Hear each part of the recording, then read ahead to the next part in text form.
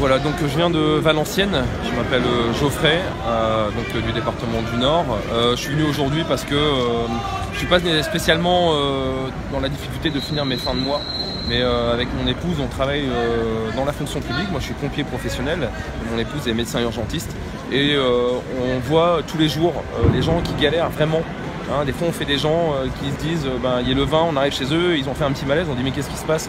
Vous avez mangé hier? Non. Avant-hier non plus, avant-hier non plus. Et les gens, ça fait 4-5 jours qu'ils n'ont pas mangé, ils sont retraités, ils ont travaillé toute leur vie.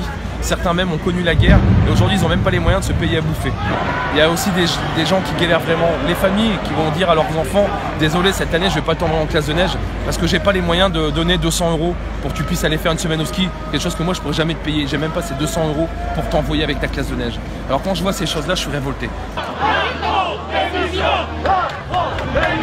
On sait que dans les Gilets jaunes, on a un problème de structure. Ça se lance, il y a des gens qui commencent à nous représenter, on commence ou alors à chercher à représenter les autres.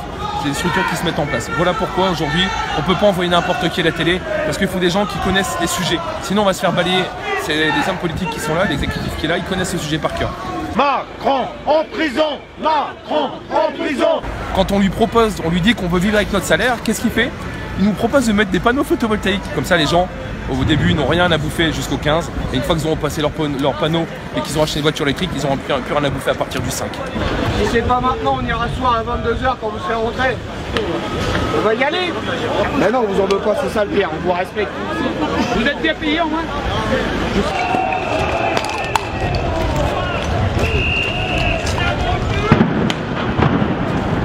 C'est l'incompréhension, on a parqué les gens, on les a laissés rentrer. Vous voyez à quel point c'est vicieux. On a laissé rentrer les gens dans un sens au niveau de l'Arc de Triomphe et on les a gazés comme des renards. Voilà. Et maintenant on les laisse à l'intérieur. Mais dedans, il faut se dire, c'est qu'il y a des jeunes, il y a des retraités, il y a certainement des personnes handicapées qui n'arrivent pas non plus à boucler leur fin de mois qui sont dedans. Et on les gaze, on les gaze, on les gaze. Et là, qu'est-ce qui se passe? C'est comme quand on met un rat dans une cage. Le rat, il devient fou. Et là, du coup, ce qui s'est passé, c'est que ça a lancé du pavé, ça a agressé du SRS parce que les gens, ils gazaient, ils ne savaient plus quoi faire.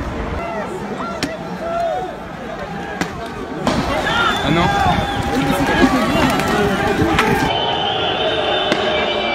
Les violences policières, je les trouve anormales, je les trouve très violentes et je les trouve répétitives. C'est une agression contre le peuple en fait. Voilà, Macron massacre son peuple. Donc moi par rapport à l'emploi, moi je ne travaille pas parce que je suis en invalidité, ce qui fait que j'ai vraiment un revenu qui est vraiment très faible et vis-à-vis de l'augmentation par rapport au prix du gasoil et tout ça, c'est fait qu'aujourd'hui je pourrais même plus sortir de chez moi, quoi.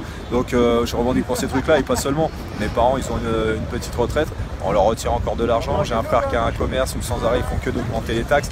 Donc au bout d'un moment, leur seule solution c'est toujours de nous faire diminuer le pouvoir d'achat, mais au bout d'un moment on peut même plus s'acheter de quoi manger ni se déplacer, donc c'est plus possible. Tous ensemble, hey, hey, tous ensemble. On espère c'est déjà être entendu, qu'ils reviennent un petit peu en arrière sur l'ensemble des taxes qu'ils prévoient, parce que là par exemple il veut qu'on passe à la voiture électrique, février 2019 il prévoit déjà de l'augmentation du prix de l'électricité. Donc on espère qu'il réfléchit un peu autrement et qu'il fasse un retour en arrière sur tout ce qu'il prévoit, surtout que ça fait que diminuer le pouvoir d'achat.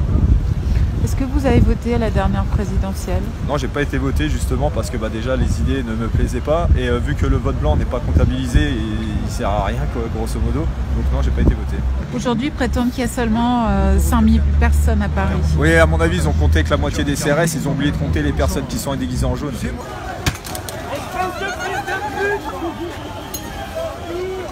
Monsieur Macron doit savoir que le pays, il est en souffrance, il est en misère. Il doit comprendre. Là, ce qu'il est en train de nous faire, c'est la provocation. Les Français ne sont pas des casseurs. Il provoque les Français pour qu'ils deviennent des casseurs. Et on va lui demander de réfléchir et de revenir sur sa réforme et de comprendre sur ses décisions et de comprendre les Français et de leur donner la possibilité de parler, de s'exprimer librement. Parce que ce que je vois là, c'est pas de la liberté d'expression. Oui. Là, c'est un régime totalitaire.